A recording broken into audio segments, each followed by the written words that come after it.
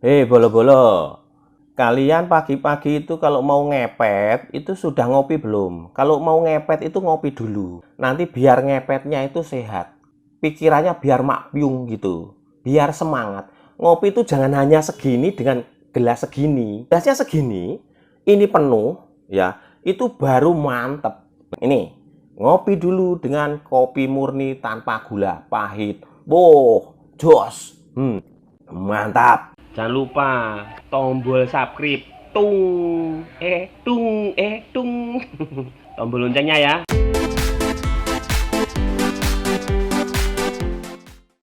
Halo semuanya, apa kabar? Assalamualaikum warahmatullahi wabarakatuh. Kembali bersama saya Alang Rimbo. Kali ini saya ngopi dulu ya nih. Jangan lupa ngopi pahit tanpa gula. Bismillahirrahmanirrahim. Kalau orang-orang paling segini ya. Nah, aku enggak. Saya gentong. Oke, kali ini aku membahas masalah jarak tempuh. Jarak tempuhnya sepeda listrik atau motor listrik. Banyak orang-orang yang memakai teori tanpa praktek. Banyak orang-orang yang sudah praktek. Banyak yang komen di video-video saya itu ngomongin jarak tempuhnya itu tidak sesuai seperti apa yang saya katakan. Ada yang dihitung berapa kapasitas baterai. Memang benar semuanya. Nah, jadi gini, kalau teman-teman mau beli sepeda listrik ataupun motor listrik, jangan ngomongin jarak tempuh, jangan percaya salesnya.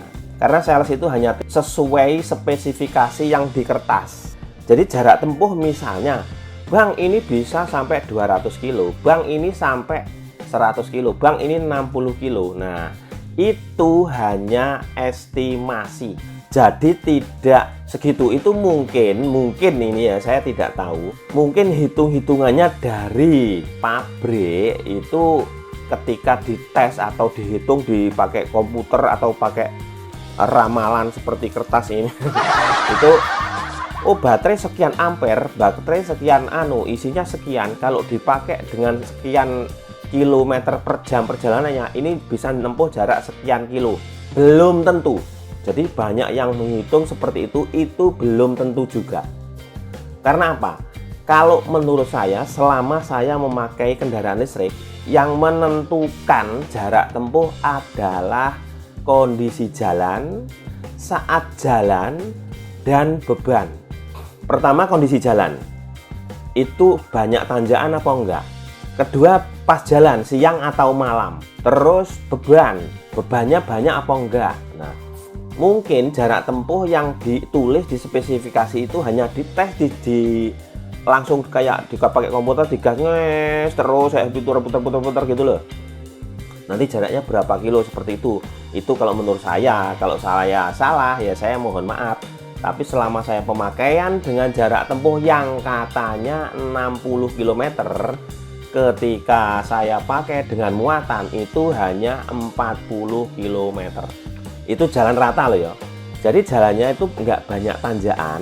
Rata-rata muatannya itu yaitu 70 kilo ya, 50 kilo lah, pakai 50 kilo aja. Dengan jarak tempuh yang sama itu nggak sampai 60 kilo sudah habis. Jadi saya ambil PP.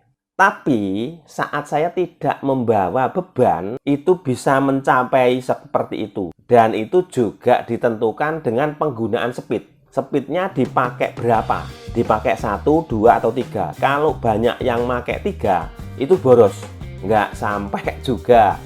Kalau memakai yang speed 2 itu agak irit. Kalau yang memakai speed 1 saja itu bisa menempuh jarak yang segitu sesuai spesifikasi. Itu dengan kosongan.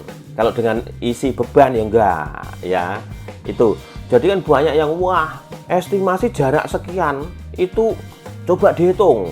Bla bla bla bla. Ini kali sekian, ini kurung sekian, 2 sekian 7, estimasi 72 voltase kali 20 ampere sekian, hanya sekian kilo jaraknya.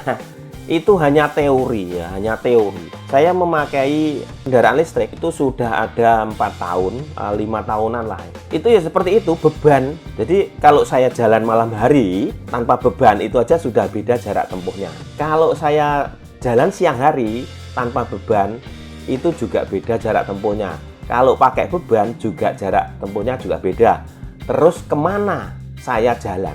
Jalan saya yang saya tempuh itu banyak tanjakan apa enggak? Nah itu teman-teman. Jadi kalau mau beli kendaraan listrik, ya estimasi carilah yang spesifikasinya katanya salesnya jaraknya tempuh jauh. Nah, misalnya bisa menempuh 200 kilo, yain aja. Itu kalau kosongan memang segitu, tapi kalau nanti muatan tidak segitu ya. Ngopi dulu, mulut saya kering. Jadi di sini saya sejalan dengan United. Jadi saya itu percaya faktor yang mempengaruhi jarak tempuh motor listrik. Ini saya ambil dari United yang saya pikir sama dengan pemikiran saya setelah saya memakai kendaraan listrik selama ini. Faktor yang mempengaruhi jarak tempuh motor listrik. Nah, salah satu pertanyaan terbesar motor listrik adalah tentang jarak tempuh. Bukan tanpa alasan, pasalnya jarak tempuh motor listrik tidak terlalu jauh ketimbang motor bensin. Dan bengkel-bengkelnya juga belum banyak. Jika pada motor bensin sekali isi bahan bakar bisa menempuh jarak ratusan kilo, maka pada kendaraan listrik hanya mampu menempuh puluhan kilo. Bener? Jadi faktornya yaitu pertama, kapasitas baterai. Motor listrik menggunakan baterai sebagai tenaga untuk menggerakkan mesin. Secara umum setiap motor memiliki kapasitas baterai yang berbeda. Misalnya berkapasitas 72 volt 20 ampere hingga 60 volt 28 ampere. Nah, semakin besar kapasitas baterai maka semakin jauh jarak tempuh tersebut. Jika ada sebuah motor listrik punya kapasitas 72 volt 20 ampere maka bisa menempuh jarak 60 kilo hingga 80 km. Itu sudah pernah saya alami. Saat saya kosongan ya, itu bisa menempuh jarak 70 kilo. Nah, saat saya kosongan dengan memakai speed 2 saja. Terus pengaruh berat beban kendaraan. Nah, ini udah disebutkan di sini. Jadi pengaruh berat beban memang diakui oleh United. Pengaruh berat beban kendaraan ya, seperti yang kita tahu motor listrik jarak tempuhnya terjauh di Indonesia antara 50 sampai 200 kilo. Hanya saja jarak tersebut juga tergantung pada beban dan yang diemban oleh motor tersebut. Nih, sudah dijelaskan. Terus yang ketiga yaitu besaran tenaga motor. Nah, selain kapasitas baterai, tenaga motor listrik di tiap produk juga berbeda. Ada motor listrik yang dibekali dengan tenaga 1200 watt, ada juga yang tenaganya 4200 watt. Jadi besaran tenaga ini sangat mempengaruhi konsumsi baterai, kecepatan dan jarak tempuh. Nah, ini sudah dijelaskan. 4. Pengaruh kondisi jalan dan cuaca. Kondisi geografis Indonesia merupakan kepulauan, terdapat pegunungan. Hal ini membuat beberapa daerah di Indonesia memiliki kondisi jalan yang naik turun. Tak jarang pula ada jalan yang kurang rata. Jadi powernya itu semakin meningkat semakin membuat boros ya. Jadi tak jarang pula ada jalan yang kurang rata. Biasanya terdapat bebatuan atau tambalan-tambalan. Nah, yang kalau nambal di aspal tuh yang digenuk-genuk itu loh. Kan di Indonesia banyak itu. Ini yang saya tahu yang di Bali ya. Ketika motor listrik dipacu di daerah yang kondisinya jalan naik turun, pasti akan cepat menghabiskan energi. Penggunaan baterai akan semakin meningkat karena memerlukan power yang lebih besar. Jika seperti ini, maka jarak tempuh dari kendaraan listrik tersebut akan menjadi lebih pendek. Nah, ini ya. Jadi pertama yaitu kapasitas baterai, terus berat beban, besaran tenaga, kondisi jalan dan cuaca. Saat hujan pun berbeda. Karena kita memakai mantel dan itu ada tekanan udara. Nah, itu sudah saya rasakan di video-video saya sudah saya jelaskan. Nah, Bang, itu kenapa kok menjelaskan di sepeda listrik jarak tempuhnya sekian-sekian? Nah, itu hanya sesuai spesifikasinya yang di sana. Jadi sesuai spesifikasi yang ditulis oleh dari pabriknya seperti itu. Tapi kan sudah saya jelaskan. Kalau memakai sepeda listrik dengan kondisi speed 1 saja bisa menempuh sekian. Kalau memakai speed 3 itu lebih boros kan sudah saya jelaskan di sana. Jadi selama ini saya membahas seperti itu yang sudah pernah saya alami dan saya sesuaikan dengan yang spesifikasinya di seperti ini, lembaran kertas dulu, brosur. Nah, seperti buku panduan seperti itu ya. Itu ya teman-teman. Jadi memang kendaraan listrik di Indonesia ini ya bisa dibilang cocok, juga bisa dibilang enggak. Karena sebagian Indonesia itu ada yang rata, ada ataupun yang pegunungan. Seperti itu. Terus kalau yang suka menghitung-hitung baterai, isi baterai, itu juga nggak masalah. Itu juga bisa dipakai acuan. Cuman tidak cocok ketika diterapkan langsung di lapangan. Tidak cocok. Terus untuk masalah saat hujan, banyak yang nanya apakah bisa dipakai saat hujan. Yang penting hujannya nggak banjir saja aman. Sekarang itu kendaraan listrik yang baru-baru ini sudah aman ya. Itu jadi banyak sekali yang menghitung-hitung baterai, isi baterai dan sebagainya. Baterai itu ada lithium alipol, terus lithium apa itu, terus ada SLA, ada grafin ya. Itu semuanya mempunyai kekuatan sendiri-sendiri, mempunyai daya tahan sendiri-sendiri. Contohnya seperti ini. Dulu itu saya memakai SLA ya, di Winfly GT2 saya itu memakai SLA. Katanya orang-orang alah paling itu nanti usianya setahun udah ganti. Karena ya seperti pada baterai umumnya ya, katanya seperti itu. Tapi ternyata saya itu memakai hampir 3 tahun, 2,5 tahun baru melembung. Karena apa? Karena saya tidak memakai cas otomatis, terus saya lupa kalau saat itu ngecas. Saya tinggal keluar. Saat itulah 24 jam lebih itu terus dicas. Akhirnya bau ya. Bau, tak kirain bau apa, tak cari akhirnya ketemu di bodi motorku itu panas.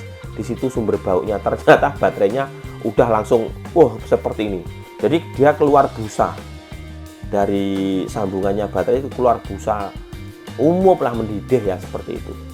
Akhirnya rusak, yaitu rusaknya gara-gara itu ya teman-teman. Jadi kalau teman-teman mencari kendaraan listrik, kalau sales itu hanya mengatakan sesuai teori, sesuai yang ada di spesifikasi tadi, tapi sesuai dengan kenyataannya nanti juga berbeda. Jadi jangan kecewa saat beli sepeda listrik katanya jarak tempuhnya 40 kilo. Nah, 40 kilo ketika teman-teman menempuh jarak 20 kilo, PP nggak nyampe. Nah, ternyata teman-teman membawa beban yang banyak, yaitu udah pengaruh. Seperti itu. Jadi ketika sales mengatakan ini jarak tempuhnya bisa 60 kilo Bang, Mas, Pak De, Bude. Terus spesifikasinya begini, kalau lainnya bener yang dikatakan bener, yang lainnya dikatakan bener, cuman jarak tempuhnya ini yang tidak benar, karena pengaruhnya yaitu tadi banyak, ada 4 faktor kalau menurut United: kapasitas baterai, pengaruh berat beban kendaraan, besaran tenaga motor, pengaruh kondisi jalan dan cuaca. Nah, paham kan sekarang?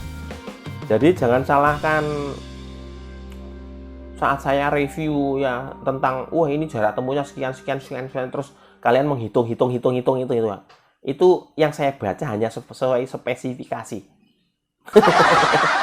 Kalau yang saya alami ya memang begitu, tapi di sana sudah saya singgung, sudah saya sebutkan juga, kalau mau jarak tempuhnya jauh ya gunakan speed yang rendah 1. Nah, seperti itu. Semoga bermanfaat informasi saya ini dan teman-teman tidak keliru. Ini hanya untuk informasi untuk orang-orang yang memerlukan informasi tentang kendaraan listrik.